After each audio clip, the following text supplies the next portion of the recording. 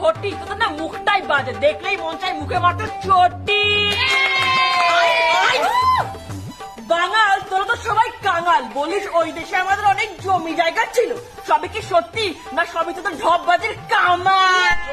ছিলাম, আজও আছি, তাই তো 2,500 টাকা কিলো ইলিশ এনে বাড়িতে আমরা ভাজি।